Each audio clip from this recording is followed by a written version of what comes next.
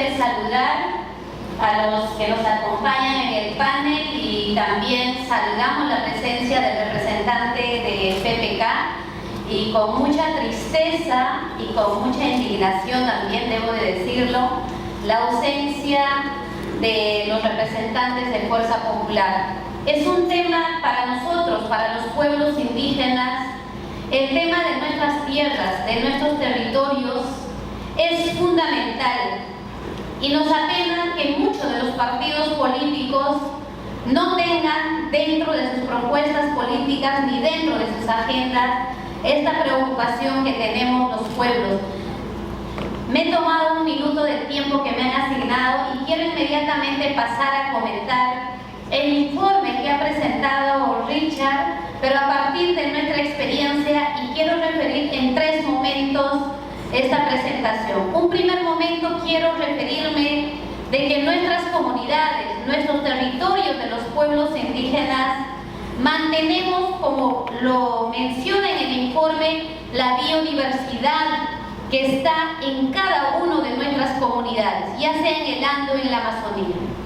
También, como muy bien ha manifestado Richard, de que somos el 30% de la población, y yo pregunto a los partidos, ¿qué propuesta tiene para eso 30% de la población y para el 50% de los bosques? En vista que para los pueblos indígenas nuestros bosques tienen vida, tienen sentimiento, y para los 50% de las tierras colectivas, que nos dan el 70% de los alimentos que consumimos en nuestro país, es producido en esas tierras, es producido en esas comunidades del Ande y de la Amazonía. También con mucho orgullo debemos de decir, mantenemos las diversas variedades de alimentos que hoy en día incluso nos ayudan a evitar ciertas enfermedades.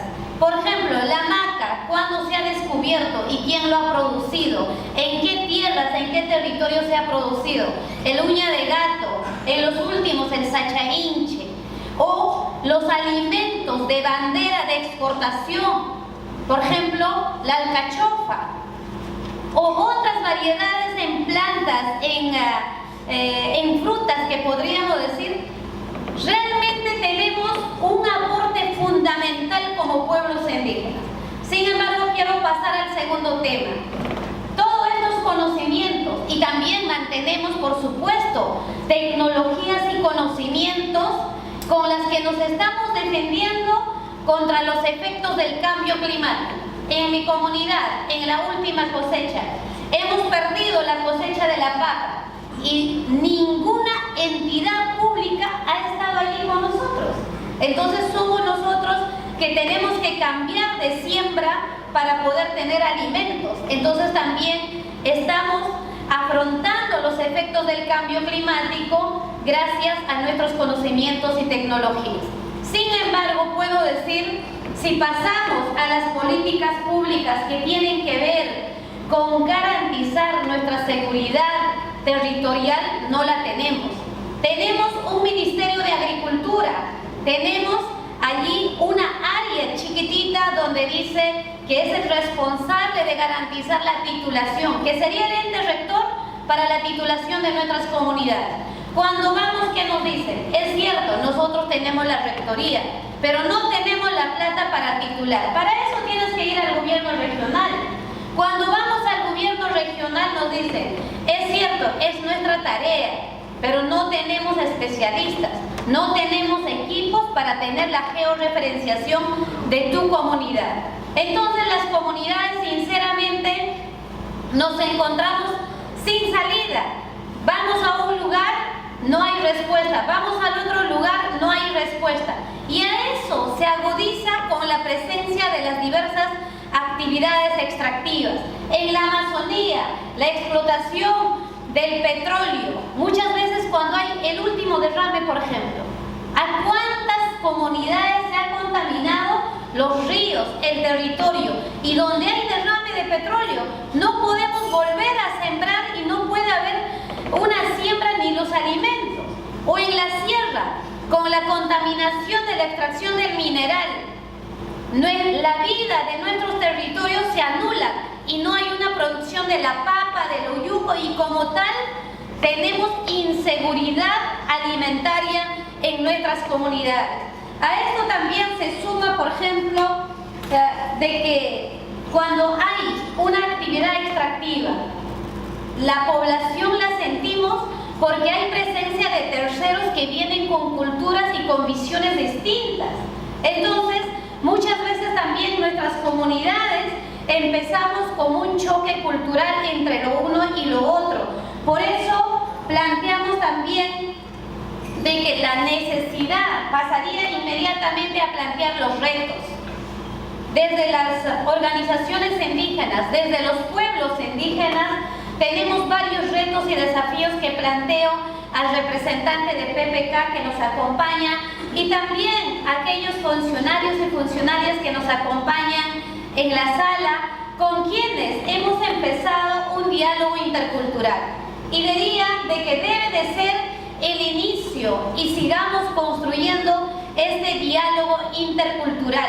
El diálogo intercultural tiene que ser con mi forma de pensar y sentir y escuchar a la otra parte, pero también de que la otra parte nos escuche, no solamente nos convoque, supuestamente escuchó, pero saliendo del auditorio no se hace absolutamente ningún cambio. Por eso planteamos un reto fundamental.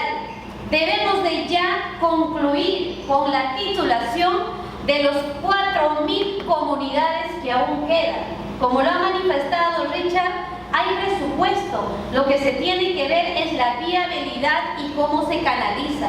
Y para concluir con esa titulación, también tiene que haber una participación activa de las comunidades, participación activa de las mujeres. Y también el otro reto, ¿cómo garantizamos el acceso a la tierra de las mujeres? Que todavía somos un escalón menos, porque en el proceso del acceso a la tierra de los territorios, las mujeres no tenemos ese acceso. En el último censo agrario se plantea que hay un alto porcentaje de que las mujeres somos las que lideramos las parcelas agrícolas. Sin embargo, no somos dueñas de esas parcelas agrícolas. Los dueños, en su gran mayoría, son varones y es el otro reto.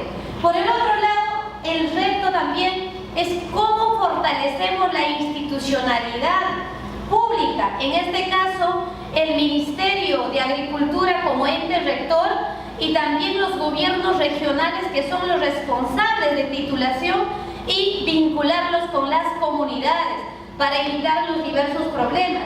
Por el otro lado, ¿cómo garantizamos también la consulta previa, libre y informada sobre esta política que tiene que ver con la titulación y con la seguridad de nuestros territorios? Finalmente, plantear de que es necesario contar con políticas públicas que potencien nuestros saberes, que potencien nuestros conocimientos, que potencien nuestra tecnología. Practicamos la cosecha de agua. ¿Qué entidad está fortaleciendo eso? No tenemos. Por ejemplo, en Cusco hay una localidad donde se han recuperado más de 400 variedades de papa. ¿Hay apoyo del gobierno? No la tenemos. Y también planteamos, por ejemplo, en su plan de gobierno, PPK y también Keiko, ¿qué propuestas concretas tienen para el sector agrario? Hemos escuchado muchas propuestas de incrementar la inversión, de incrementar el ingreso per cápita de nuestro país a través de la minería, a través del petróleo. Pero no hemos escuchado y quisiera escuchar cuál es la propuesta para potenciar el agro. Cómo el agro, por ejemplo, en el último año ha dado un escalón para el ingreso per cápita de nuestro país, pero sin embargo eso no se visibiliza, solo se visibiliza el sector minero o petrolero. Muchísimas gracias.